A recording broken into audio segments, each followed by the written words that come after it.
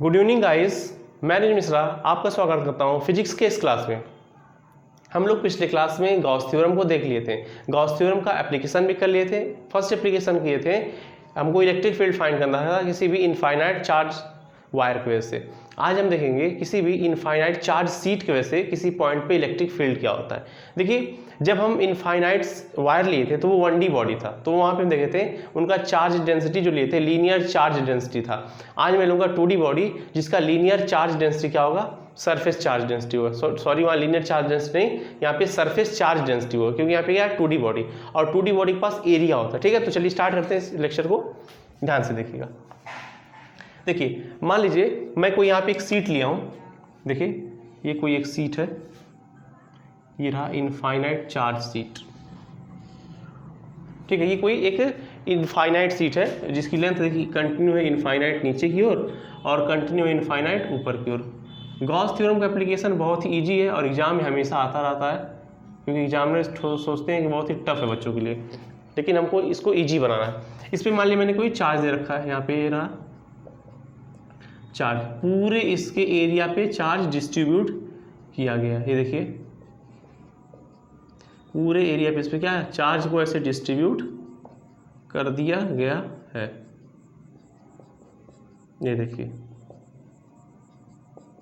ये देखिए, पूरे इसके एरिया पे कोई चार्ज डिस्ट्रीब्यूट किया गया, और ये कहाँ तक, इनफाइनाइट तक डिस्टेंस, इनफाइनाइट डिस्टेंस तक डिस्ट्रीब्यूट किया गया है।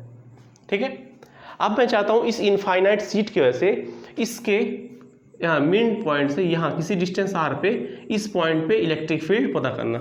तो ध्यान दीजिएगा, ये सीट क्या होता है, सीट कुछ ऐसा होता है। ध्यान दीजिए, मेरे पास एक कागज है, ये सीट कुछ ऐसा है, इसके आगे भी चार्ज है और इसके पीछे भी चार्ज है। तो मैं इसको ऐसे रखा हूँ, तो चार्ज इधर तो है, इस पॉइंट यहाँ ले लेंगे, लेकिन इसके पीछे भी चार्ज है, तो जैसे इलेक्ट्रिक फील्ड इधर बनेगा ठीक वैसे इलेक्ट्रिक फील्ड पीछे की तरफ भी बनेगा।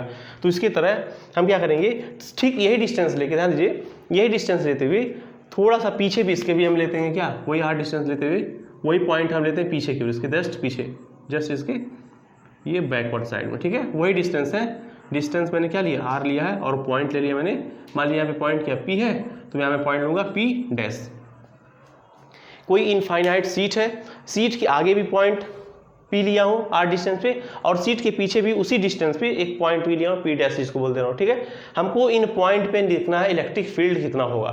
तो मैं आपको पहले ही बता चुका हूँ, आप किसी भी इनफाइनाइट चीज़ के लिए अगर आप इलेक्ट्रिक फ्लक्स निकालना चाहते हो तो नहीं निकाल सकते हो। रीजन क्या है कि आप इलेक्ट्रिक फ्लक्स निकालना सीखे किसी भी पॉइंट चार्ज की वजह से, और कोई पॉइंट चार्ज यहाँ पे आपको दिख नहीं रहा है, यहाँ पे तो इतने सारे इनफाइनाइट चार्ज हैं, तो इसीलिए तो गॉस लॉ आया है। गॉस लॉ क्या कहता है, आप आंख बंद करके वहाँ एक गॉसियन सरफेस बना दो। बात ध्यान रहे कि गॉसियन सरफेस हमको कैसे यहाँ बनाना है, तो वही सिमेट्री के अकॉर्डिंग आप गॉसियन सरफेस चलिए बना दीजिए। तो गॉसियन सरफेस देखिए, यहाँ पे पॉइंट है, तो आप कुछ करिए ऐसा कि जो यहाँ से पूरे इस पूरे पॉइंट को मान लीजिए चार्ज में मान लेता हूँ इतना तक, जो इतने चार्ज को कवर कर ले, यहाँ तक इतने चार्ज को कवर कर ले, तो इतने चार्ज को कवर करते हुए मैं कोई गॉसियन सरफेस बना सकता हूँ क्या। हाँ, एक गॉसियन सरफेस है जो इस सरफेस के आगे की तरफ बनेगा, क्या बनेगा, वो बनेगा सिलेंडर। ठीक है, और इस सरफेस के पीछे भी देखिए, ध्यान दीजिए, इस सरफेस के जस्ट पीछे भी कुछ ऐसे सिलेंडर बन सकता है। पॉसिबल है कि इसके पीछे भी क्या बन जाए, वही सिलेंडर बन जाए। तो ले लीजिए इस पॉइंट पी को उसके अराउंड ले लीजिए। समझ में आ रहा है, सिलेंडर थोड़ा सा यहाँ पे गड़बड़ हो गया है, इसलिए फिगर देखिए, फिगर जब तक सही नहीं बनेगा तब तक कि फिजिक्स में मज़ा नहीं आता। फिजिक्स में मज़ा लेने के लिए फिगर आपको अच्छे से बनाने आना चाहिए। ठीक है, तो देखिए फिगर आपका बन गया। अब दिख रहा है ना कि कोई ऐसा यहाँ पे सिलेंडर है जिसके आर पर ऐसे घुसा हुआ है, देखिए ऐसे घुसा हुआ है, तो सीट ऐसा रखा हुआ है, आधा पार्ट देखिए इधर निकला हुआ सिलेंडर का और आधा पार्ट इधर निकला हुआ है। अब आप देख सकते हैं सिलेंडर के दो पार्ट आपको दिख रहे हैं। फर्स्ट पार्ट क्या होते हैं, फर्स्ट होता है इसका कर्व्ड पार्ट और दूसरा होता है सरफेस वाला पार्ट। तो आप देख लीजिए, ये वाला क्या है आपका सरफेस पार्ट, ये देख सकते हैं सरफेस वाला पार्ट, ये पूरा क्या है सरफेस वाला पार्ट, ये भी क्या है सरफेस वाला पार्ट पूरा, ये पूरा क्या है सरफेस वाला पार्ट, और ये सब क्या है, ये सब आपका कब्ड है, ये पूरा क्या है कब्ड है। तो कब्ज वाले पार्ट और सरफेस वाले पार्ट, अब दोनों की वजह से आप इलेक्ट्रिक फील्ड देखिएगा। तो चलिए मैं क्या करता हूँ, लेता हूँ इलेक्ट्रिक फील्ड, देखता हूँ हर एक पॉइंट पे। आप ले लीजिए पहले, देखिए यहाँ पे आप एरिया ले लीजिए, यहाँ पे छोटा सा एरिया यहाँ ले लीजिए, छोटा सा एरिया आप यहाँ ले लीजिए, वो छोटा सा एरिया मान लो कितना है, ds है, क्या है ds। और ds वेक्टर क्या होगा, परपेंडिकुलर बाहर की तरफ ऐसे ही होगा। वैसे छोटा सा एरिया आप यहाँ भी ले लीजिए, इस छोटे से एरिया का वैसे इलेक्ट्रिक फील्ड क्या होगा, जस्ट इसे बाहर की तरफ होगा ds, यहाँ ले लीजिए। अच्छा आप छोटा सा चाहो तो एरिया यहाँ ले लो, क्योंकि आपको आप सरफेस भी देख सकते हो, यहाँ ले लो छोटा सा। और इलेक्ट्रिक फील्ड क्या होगा, इसके जस्ट परपेंडिकुलर बाहर की तरफ, मान लो क्या होगी ds है। चलो यहाँ पे तुम छोटा सा ले लो, एरिया ले लो, इसके वजह से क्या रहेगा, परपेंडिकुलर बाहर की तरफ रहेगा तुम्हारा क्या, एरिया वेक्टर ds। अब तुम अलग अलग जगह ले सकते हो, ठीक है। अब भाई बात है इलेक्ट्रिक फील्ड की, तो आप देख सकते हो प्लस चार्ज से इलेक्ट्रिक फील्ड क्या होता है, हमेशा बाहर निकलता है। तो देखो यहाँ से प्लस चार्ज है, प्लस चार्ज में से इलेक्ट्रिक फील्ड क्या होगा, हमेशा इस, आप देखो इस गॉसियन सरफेस से क्या रहेगा, हमेशा बाहर निकलेगा, यानी कि ऐसे बाहर की तरफ से हमेशा क्या रहेगा, हमेशा ये बाहर रहेगा। ध्यान दो, हमेशा क्या रहेगा, बाहर रहेगा। यानी प्लस चार्ज इधर है तो इधर बाहर की तरफ जाएगा इलेक्ट्रिक फील्ड ई, ठीक है। और इधर भी प्लस चार्ज पीछे की तरफ है, तो यहाँ भी इलेक्ट्रिक फील्ड कुछ ऐसे पास करेगा, ऐसे कुछ पास करेगा इलेक्ट्रिक फील्ड, इधर भी इलेक्ट्रिक फील्ड ऐसे पास करेगा ई। अब आपको देखना है जहाँ जहाँ आपने क्या लिया है, छोटा छोटा एलिमेंट लिया है, यानी कि यहाँ पे किस क्या बोलते हैं, छोटा सरफेस एरिया लिया है, वहाँ पे इलेक्ट्रिक फील्ड और एरिया वेक्टर के बीच में एंगल क्या है। इस जगह पर आप देखिए, इस जगह पे ये वाला, इस वाले पॉइंट पे आप देखिए, इस वाले पॉइंट पे इलेक्ट्रिक फील्ड और एरिया वेक्टर के बीच में एंगल कितना है, एरिया वेक्टर ऐसे ds और इलेक्ट्रिक फील्ड आपका ऐसे है, तो यहाँ पे कोई एंगल बन रहा है। तो यानी कि पहला यहाँ पे θ1, इसको बोलते हैं मैं θ1, कितना है यहाँ पे θ1 कितना है आपका, या फिर थीटा बोलिए सिंपल, चलिए थीटा कितना है आपका, इलेक्ट्रिक फील्ड और ds के बीच कितना एंगल है, 0 डिग्री। ये ऊपर वाले में देखिए एरिया वेक्टर आपका ऊपर है, इलेक्ट्रिक फील्ड कैसा ऐसे है, तो आपका यहाँ एंगल कितना बन रहा है, इलेक्ट्रिक फील्ड और एरिया वेक्टर के बीच में 90, यहाँ बोल दो थीटा 90 डिग्री।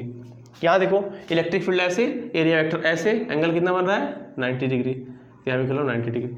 इस पॉइंट पे देखो इलेक्ट्रिक फील्ड बाहर और उस वजह से ही बाहर निकल रहा एरिया वेक्टर, तो जैसे यहाँ पे थीटा 0 था वैसे यहाँ भी थीटा कितना होगा, 0 होगा। 4 केस मैंने लिए हैं, ठीक है।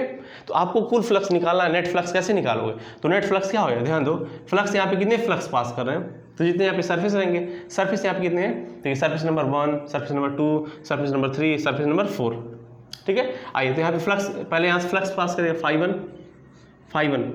क्या होगा, यहाँ पे फ्लक्स होगा EDA, सॉरी यहाँ पे एस है ना सरफेस, तो EDS कॉस, यहाँ पे थीटा कितना है, यहाँ पे मान लीजिए थीटा, यहाँ पे देखिए ये यहाँ पे क्या, मान लीजिए यहाँ से फ्लक्स जो पास करेगा, चलो ऐसे लिख लेता हूँ यहाँ पे फ्लक्स इस वाले के लिए, इस वाले के लिए कितना है, या फिर आप लिख लीजिए φ1 लिख लीजिए, यहाँ पे कितना हो जाए थीटा यहाँ पे 0 डिग्री, इसके लिए हो गया, ठीक है। और यहाँ पे फ्लक्स लिख लीजिए φ2 EDS कॉस, यहाँ पे कितना आ जाएगा एंगल थीटा कितना है 90 डिग्री कर लीजिए। यहाँ पे फ्लक्स लिखिए, फ्लक्स यहाँ φ3 कितना होगा EDS कॉस, यहाँ पे एंगल कितना है 0 डिग्री लिख लीजिए। यहाँ पे फ्लक्स कितना है, फ्लक्स देखिए आप इस पॉइंट पे φ4 कितना है EDS कॉस 90 डिग्री, क्योंकि एंगल 90 डिग्री। अब सभी फ्लक्स को आप ऐड कर दीजिए, यानी कि नेट फ्लक्स क्या होगा फाई नेट, आप निकालेंगे फाई नेट, तो क्या करेंगे आप ऐड करेंगे φ1 प्लस का φ2 प्लस का φ3 प्लस का φ4, तो फाई नेट क्या आ जाएगा, फाई नेट आएगा आपका φ1 कितना है, यहाँ देखिए φ1 क्या है आपका EDS, यहाँ देखिए EDS cos 0 डिग्री है, ठीक है। तो आपका यहाँ पे जो फ्लक्स आएगा लिखेंगे आप EDS cos 0 डिग्री प्लस का φ2 कितना है EDS cos 90 डिग्री, ठीक है, प्लस φ3 कितना है आपका, φ3 है EDS cos 0 डिग्री, क्या लिख लीजिए EDS cos 0 डिग्री, ठीक है, प्लस प्रतीक पूरा कवरिंग है, उधर का रहा पूरा कंप्लीट कवरिंग है, हाँ ठीक है। φ3 हो गया, φ4 कितना है, φ4 EDS cos 90 डिग्री, यहाँ लिख लो EDS cos 90 डिग्री, ठीक है। यहाँ देखिए phi net EDS cos 0 degree कितना होता है 1 होता है, अब 1 का मल्टीप्लाई करेंगे EDS में तो सिर्फ आएगा EDS, लिख लीजिए EDS प्लस cos 90 वैल्यू होता है 0, तो ये पूरा कितना हो जाएगा, ये पूरा टर्म कितना हो जाएगा 0 प्लस का EDS cos 0 डिग्री कितना होता है 1 होता है, और 1 का मल्टीप्लाई करोगे EDS में तो क्या आ जाएगा EDS ही आएगा, आया प्लस का। यहाँ देखो cos 90 कितना होता है 0, और 0 का मल्टीप्लाई करोगे पूरा टर्म कितना आ जाएगा 0, ये पूरा कितना हो जाएगा 0, तो यहाँ हो जाएगा आपका 0। तो यहाँ देखिए फाई नेट कितना आ रहा है आपका 2 टाइम्स EDS आया, ध्यान दीजिए, ये हमको फ्लक्स नेट कहाँ कितना मिला, ये छोटे से, देखिए छोटे से सरफेस से पास करने वाला हमको फ्लक्स 2 टाइम्स EDS मिला है, लेकिन हमको छोटे से तो नहीं निकालना ना, हमको पूरे इस सरफेस के लिए निकालना है, कंप्लीट निकालना है। तो हम क्या करते हैं, इंटीग्रेशन यूज करते हैं। तो चलिए हम क्या करते हैं, दोनों तरफ इंटीग्रेशन करते हैं। कर लें इंटीग्रेशन, कांस्टेंट चीज को बाहर कर दे दिए, तो यहाँ फाइनेट कांस्टेंट है तो बाहर कर लो ऐसे फाइनेट, इसका इंटीग्रेशन ही नहीं होगा। तो 2 भी कांस्टेंट है, बाहर कर लो 2, ई भी कांस्टेंट है, बाहर कर लो ई। अब जो इंटीग्रेशन करो ds का, जैसे x का क्या होता है इंटीग्रेशन, सॉरी ऐसे लिखा हो dx, इसका इंटीग्रेशन x, dy का y, वैसे ही ds का क्या हो जाएगा s। तो वैसे ही तुम्हारा ds का इंटीग्रेशन क्या हो जाएगा, यहाँ पे हो जाएगा तुम्हारा फाइनेट इक्वल आ जाएगा तुम्हारा 2es होगा। इसको बना लो इक्वेशन नंबर 1। अब according to Gauss theorem, Gauss theorem क्या कहता है, लिखोगे according to Gauss theorem, according to Gauss theorem, Gauss theorem क्या कहता है, नेट फ्लक्स जो होता है क्या किसके इक्वल आता है, इक्वल आता है Q/ε0 के। ठीक है, अब थोड़ा चार्ज के बारे में बात कर ले यहाँ पे, इसका क्या होगा, इसका कुछ ना कुछ होगा सरफेस चार्ज डेंसिटी, इसका क्या होता है सरफेस चार्ज डेंसिटी। ठीक है, सरफेस चार्ज डेंसिटी को किसे दिखाते हैं, सरफेस चार्ज डेंसिटी दिखाते हैं सिग्मा। सिग्मा इक्वल टू क्या होता है, इस पर कितना चार्ज तुमने दिया, तुम्हारे इसमें कितना चार्ज दिया मैंने, क्यू दिया, कितना दिया है क्यू, और डिवाइड किससे करोगे, इसका सरफेस। और सरफेस एरिया यहाँ पे मैंने हर जगह एस माना है, तो यहाँ भी मैंने मान लेता है एस, क्या है हर जगह ए लिया था लेकिन यहाँ पे एस ले लो, एस फॉर सरफेस। ठीक है, यहाँ मान लो एस है, तो यहाँ क्यू की वैल्यू कितना हो जाएगा भाई, क्रॉस मल्टीप्लाई करो, क्यू इसको हो जाएगा तुम्हारा सिग्मा इंटू एस होगा। तो मैं क्या क्यू की वैल्यू यहाँ उठा कर रख सकता हूँ सिग्मा इंटू एस, तो यहाँ कितना आ गया फाइनेट आ गया sigma into S by epsilon not, equation number 2। यहाँ देखो लेफ्ट हैंड साइड यही है फाइनेट, यहाँ भी फाइनेट है, तो क्या मैं इन दोनों को इक्वल कर सकता हूँ। तो अगर आप इक्वल करेंगे दोनों साइड को तो देखेंगे ऐसे क्या आएगा 2 टाइम्स ES इक्वल टू किसके होगा sigma into S by epsilon not, S से एस कैंसिल आउट हो गया। ठीक है, तो ई किसके इक्वल आएगा, ई इसको हो जाएगा सिग्मा बाई 2 नीचे चला आएगा 2 एप्सिलॉन नॉट।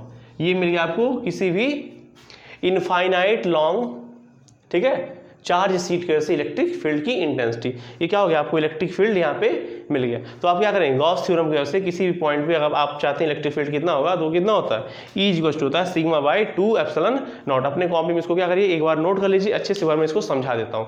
ठीक है, सबसे पहले काम करना आपको एक इनफाइनाइट थिन शीट लेना है जिसपे आपने चार्ज दिया है, आपको इतने सारे चार्ज दिए गए हैं, तो इतने वजह चार्ज यहाँ पे दिए गए भाई, इतने अधिक चार्जों की वजह से आप इलेक्ट्रिक फील्ड नहीं निकाल सकते जनरली, क्योंकि आपको जो पॉइंट के लिए पढ़ाया गया ना फॉर्मूला, इसलिए आप यहाँ सिंपली नहीं निकाल सकते। तो हम क्या करेंगे, एक हम इसके सेंटर से एक पॉइंट आर लेंगे, सॉरी सेंटर से आर डिस्टेंस पे एक पॉइंट पी लेंगे, जिसपे हम क्या करेंगे इधर की ओर और इधर की ओर उतने डिस्टेंस पे एक सिलेंडर बनाएंगे, उस सिलेंडर को बोलते हैं गॉसियन सरफेस। अब गॉसियन सरफेस में देखिए पॉइंट ले लेते हैं, मैंने यहाँ पे ले लिया पॉइंट, एक पॉइंट यहाँ ले लिया, एक पॉइंट यहाँ ले लिया, पॉइंट यहाँ है। उस पॉइंट में मैंने क्या बनाया, एक छोटे छोटे एरिया बनाए, तो यहाँ पे देखा एक एरिया, यहाँ पे एक बनाया एरिया, और यहाँ एक एरिया के यहाँ एरिया। प्लस चार्ज से हमेशा इलेक्ट्रिक फील्ड बाहर होता है, अभी जा रहा है, तो देखिए यहाँ से इलेक्ट्रिक फील्ड ऐसे जा रहा है, तो वहीं एरिया वेक्टर भी है इस डायरेक्शन में, थीटा यहाँ 0 बन गया। देखिए यहाँ इलेक्ट्रिक फील्ड बाहर जा रहा है लेकिन आपका एरिया वेक्टर ऊपर है, यहाँ थीटा 90 बन गया।